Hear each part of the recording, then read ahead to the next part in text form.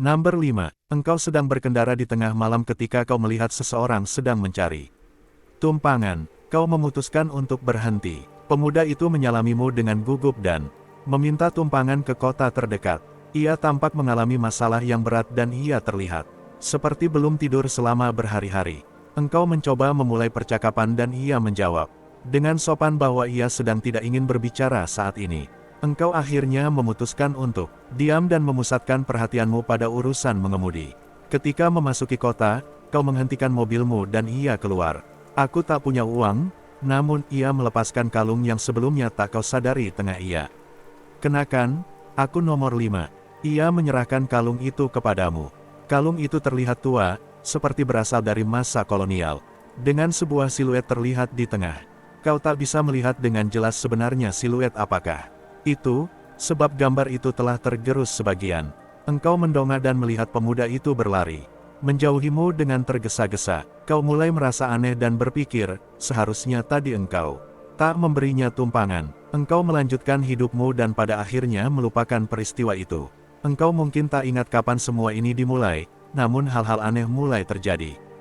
Kau kehilangan barang-barangmu dan menemukannya di tempat-tempat di mana kau ingat tak pernah meletakkannya di sana. Kau mulai melihat seorang gadis aneh bertudung merah yang belum pernah kau lihat sebelumnya. Ia menatapmu terus-menerus ketika kau naik bus pada pagi hari.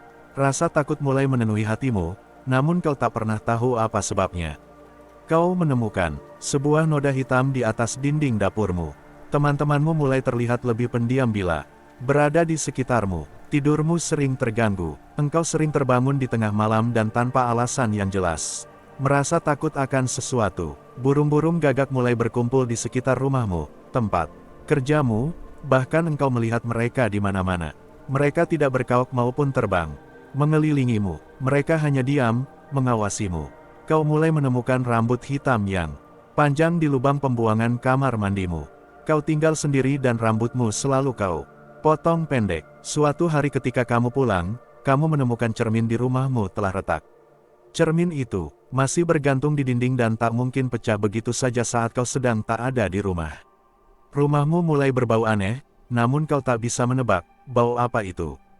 Ibumu menelepon dan bertanya apakah kau baik-baik saja. Engkau ingin memberitahukannya mengenai kejadian aneh yang menimpamu, namun kau mengurungkannya.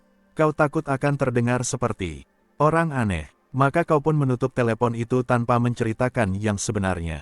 Kau menatap keluar jendela, dan tanpa kau sadari, hari sudah menjadi gelap, sangat cepat. Dapurmu mulai berbau kurang menyenangkan dan kau menyadari bahwa noda hitam di atas dapurmu sudah semakin membesar. Kau mendengar suara, seperti bisikan yang sangat pelan. Kau mengabaikannya dan berusaha membersihkan noda itu sebelum semakin meluas nantinya. Kau mencari di buku telepon, alamat perusahaan yang bisa membersihkan noda itu. Kalung yang berada di lehermu mulai gatal, kalung yang diberikan penumpan misterius itu. Kau melepaskannya dan meletakkannya di meja. Namun kemudian kau menyadari bahwa kalung itu tiba-tiba kembali terlingkar di lehermu. Kau mulai berpikir bahwa ini semua hanya imajinasimu saja dan kau berusaha melupakannya. Rambut-rambut hitam panjang kembali tersapu air ke lubang pembuangan, bahkan hampir menyumbatnya. Noda di dapur itu seakan tumbuh dan bau di dapurmu seakan merusak semua aroma makanan yang kamu masak. Namun kau selalu saja lupa memanggil orang untuk membersihkannya. Karena tak bisa lagi menggunakan dapurmu, kau mulai menyimpan makanan di kamar tidurmu. Dan tiap kali melewati dapur, kau mendengar suara bisikan yang sangat pelan. Kau memutuskan keluar rumah dan berjalan-jalan di sekitar lingkungan tempat tinggalmu. Semua orang yang melewatimu bertingkah aneh. Kau merasa melihat gadis bertudung merah itu lagi. Selain burung-burung gagak itu, kau tak melihat ada jenis-jenis burung yang lain. Sebuah mobil hampir menyerempetmu dan akhirnya menabrak pohon. Kau segera menghampirinya untuk memastikan pengendaranya baik-baik saja. Namun begitu kau melongok ke dalam, tak ada siapapun di sana. Mobil itu kosong. Kau kemudian menyadari, mobil itu sangat mirip dengan mobilmu. Modelnya sama, warnanya sama, bahkan ada noda yang sama di kursi belakangnya. Noda yang tak pernah bisa kau bersihkan dari dalam mobilmu. Burung-burung gagak itu kini mulai mendekatimu dan keheningan mereka seakan mengejekmu ketika kau berusaha mengusir mereka pergi. Kau tak melihat siapapun lagi. Sudah berminggu-minggu sejak kau terakhir menjawab telepon. Deringnya terdengar semakin jarang dan jarang. Kamarmu mulai berbau busuk. Suara bisikan itu menjadi semakin jelas. Kau terbangun dengan luka-luka aneh di sekujur tubuhmu. Luka-luka itu terlihat seperti gigitan manusia. Kau sudah tak mampu lagi membedakan mana yang realita dan mana yang khayalan. Kau tak pernah pergi ke dapur. Baunya kini sudah memenuhi rumahmu. Kau menemukan rambut hitam di mana-mana. Kau tak ingin meninggalkan rumahmu. Mungkin kau sudah terbiasa dengan semua ini. Kau terbangun dari tidurmu karena mendengar suara-suara. Bisikan-bisikan itu mulai terdengar. Seperti mengucapkan kata, bahkan kalimat pendek. Mereka membicarakan tentangmu. Hari sangat gelap. Kau tak berani membuka matamu. Kau masih bisa mencium bau busuk di dalam kamarmu. Terdengar suara seperti perabotan berat diseret di atas lantai.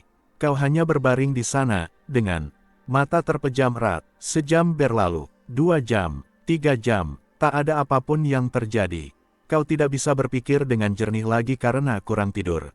Namun akhirnya kau mendapatkan ide. Ya, tentu saja, kau mulai bangun, mengenakan sepatumu, dan berkeliling kota. Kamu berjalan di samping jalan raya. Kau hendak menumpang. Sebuah mobil berhenti, namun sang pengendara tampak merasa tak nyaman melihatmu. Namun untuk alasan yang ia sendiri tak tahu, ia akhirnya membiarkanmu naik. Ia menanyakan namamu. Ketika mobil mulai berjalan, kau berusaha menahan tawamu dan menjawab, "Aku nomor 6. WHAT Jack Hart." Jack, seorang fotografer freelance, tertegun ketika ia mendengar suara-suara di sekitarnya. Suasananya di kelas itu sangatlah ramai. Suara percakapan tiada henti dari para murid. Menenggelamkan suara guru yang berusaha menenangkan mereka. Suara pensil yang berjatuhan, tawa para murid, suara bersin yang keras, serta suara kertas yang diremas-remas untuk kemudian dilemparkan ke keranjang sampah, terdengar bercampur aduk menjadi satu. Jack dengan cepat menjepret beberapa foto ruang kelas dan kemudian pergi. Ia tak ingin menarik perhatian dari para murid dan guru itu. Setelah keluar dari gerbang sekolah, ia mengambil napas panjang untuk menenangkan dirinya. Bekerja untuk majalah misteri adalah kesalahan terbesarnya, pikir Jack saat ia masuk ke dalam mobil. Secepat mungkin ia segera mengendarai mobilnya meninggalkan sekolah angker yang sudah terbengkalai bertahun-tahun itu. Under the Bed, sebuah keluarga membeli rumah baru.